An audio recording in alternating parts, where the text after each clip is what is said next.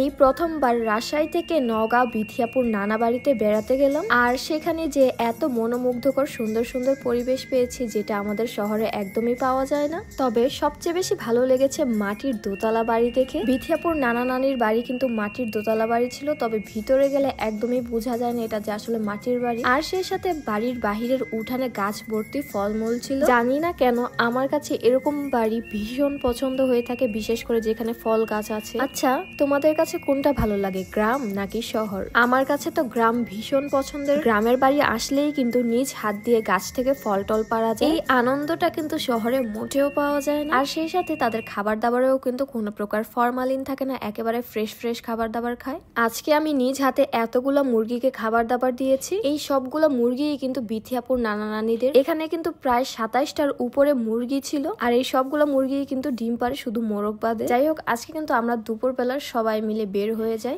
Rajshahi two নওগাঁর উদ্দেশ্যে। আর আজকে কিন্তু বিথিয়াপু নিজেই ড্রাইভ করেছে। একটা গাড়ি ড্রাইভ করেছে বিথিয়াপু, আর একটা গাড়ি ড্রাইভ করেছে আমার হাজবেন্ড। আজকে যখন আমরা বাসা থেকে বের হই তখন কিন্তু অনেকটা বৃষ্টি বৃষ্টি ওয়েদার ছিল, কিন্তু যেতে যেতে বৃষ্টিটা চলে যায়। তবে রাজশাহী থেকে বিথিয়াপুর নানু বাড়ি নওগাঁতে যাওয়ার আগেই আজকে কিন্তু আমি বেশ ভালো করে স্কিন কেয়ার করে নিয়েছি। ঘুম থেকে উঠে একটা সুন্দর সাবান দিয়ে মুখ ধুয়ে নিয়েছি। এই সাবানটির নাম হচ্ছে পমোগ্রানেট পিলিং সোপ। এই সাবানটির মূল কাজ হচ্ছে স্কিনটাকে ডিপ ক্লিন করে, আর সেই সাথে স্কিনটাকে ন্যাচারালি ব্রাইট করে থাকে। রোদে যাওয়ার কারণে অনেকের স্কিন কিন্তু সানটেন পড়ে যায়, যার কারণে স্কিনটা কালো লাগে। তো এই কালো ভাবটা রিমুভ করার জন্য কিন্তু এই সাবানটা অনেক অনেক হেল্প করে থাকে। আর হ্যাঁ, সাবান দিয়ে মুখ ধোয়ার পর অবশ্যই ভালো মানের একটা ময়শ্চারাইজার অ্যাপ্লাই করে নেবেন। মূলত আমি এই সাবানটি নিয়েছি কাকলি বিজনেস শপ এই পেজ থেকে। এই পেজে কিন্তু অনেক অনেক রিভিউ আছে, তোমরা চাইলে দেখে জেনে বুঝে এখান থেকে পারচেস করতে পারো। ছোটবেলায় থেকে যখন আমার জ্ঞান হয় তখন থেকেই কখনো নানুর বাড়ি যাইনি, কারণ আমার নানা দুনিয়া থেকে চলে যাওয়ার পর আমার নানি আমার মায়ের সাথেই থাকতো। এজন্য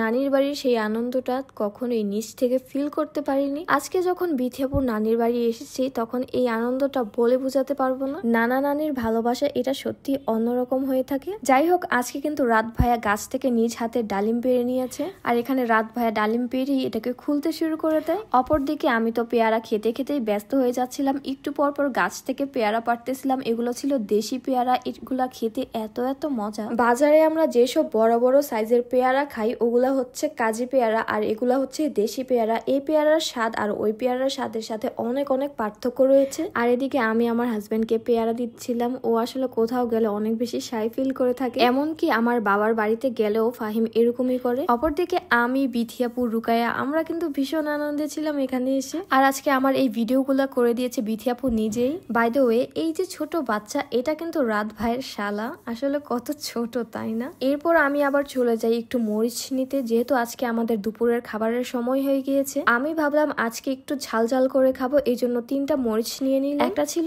বিথিয়াপুর জন্য, একটা ছিল আমার জন্য, আরেকটা ছিল আমার হাজবেন্ডের জন্য। তবে রাত ভাইয়ের জন্য কোনো প্রকার মরিচ নেই, কারণ সে ঝাল খেতে একদমই পারে না। এরপর আমরা সবাই মিলে চলে যাই খাওয়া দাওয়া করতে। আজকে রান্না বান্না করেছে বিথিয়াপুর নানি, এত মজা করে রান্না করেছে। আর তাছাড়া গ্রামে মাটির চুলা যে কোনো খাবারই কিন্তু অনেক বেশি টেস্টি হয়ে থাকে। আজ এ পর্যন্তই। সবাই ভালো থাকবেন, সুস্থ থাকবেন, আর আমাদের জন্য বেশি বেশি দোয়া করবেন। আল্লাহ হাফেজ।